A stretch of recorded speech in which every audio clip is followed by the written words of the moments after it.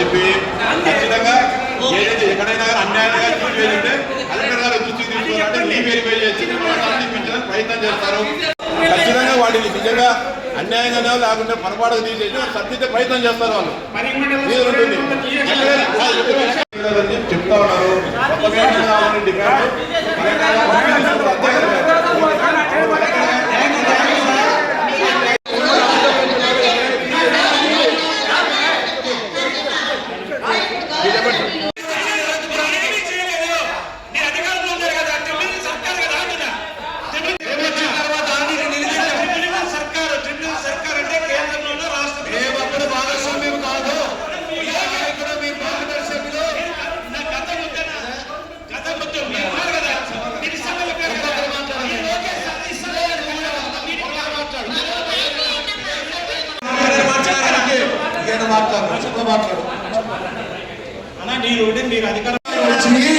కృతజ్ఞతలు తెలియజేశారు.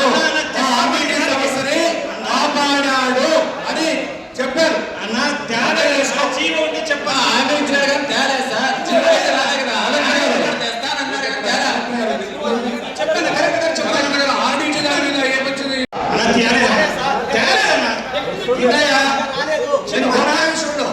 మీ ముఖ్యంగా మంచు ఫెనర్ గారు కృతజ్ఞతలు తెలియజేశారు లోకేష్ బాబు గారికి.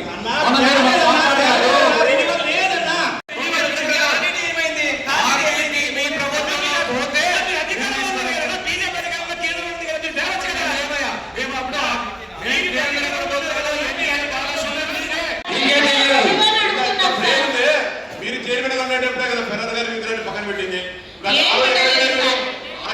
ప్రేమ ఉండే వాళ్ళు ఇంత గొప్పగా మాట్లాడుతున్నారు.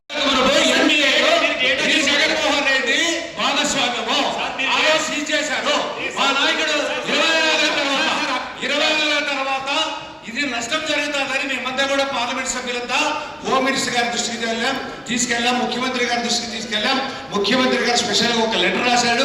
అదే విధంగా లోకేష్ బాబు గారు పర్సనల్ గా హోమ్ మినిస్టర్ గారు కలిసి కానీ స్టేట్ గవర్నమెంట్ పాలసీ ప్రకారం రీవెరిఫికేషన్ చేసినది నిజమే. కానీ ప్రస్తుతానికి మనం ఎటువంటి పెన్షన్స్ రిమూవ్ చేయలేదు. మీరు సభ్యులు ఒకవేళ ఏదైనా ఒక 35 కేసెస్ వాళ్ళు చెప్తారు. అలాంటివి కేసెస్ అయినా స్పెసిఫిక్ కేసెస్ ఉన్నట్లయితే ఇద్దరు యూపీడీఆర్టీఎల్ ఉన్నారు ఇక్కడ.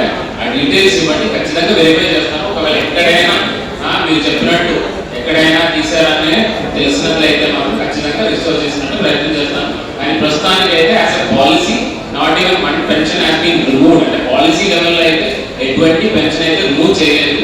అండ్ కొత్త పెన్షన్ సంబంధించి పీడీఆర్ఏ గారు ఏం చెప్పారంటే స్పౌస్ పెన్షన్ ఎవరైతే డెత్ అయిన కేసెస్ లో దానికి కొత్త పెన్షన్ కింద అంటే వైఫ్ కి కానీ లేదా హస్బెండ్ కి కొత్త పెన్షన్ రూపంలో శాంక్షన్స్ అప్పటికప్పుడే శాంక్షన్స్ అవుతున్నాయి. ఏ నెలలో డెత్ అవుతుందంటే డెత్ సర్టిఫికేట్ తీసుకొని కొత్త పెన్షన్ కింద శాంక్షన్ అవుతున్నాయి. అయినా కూడా మీరు చెప్పిన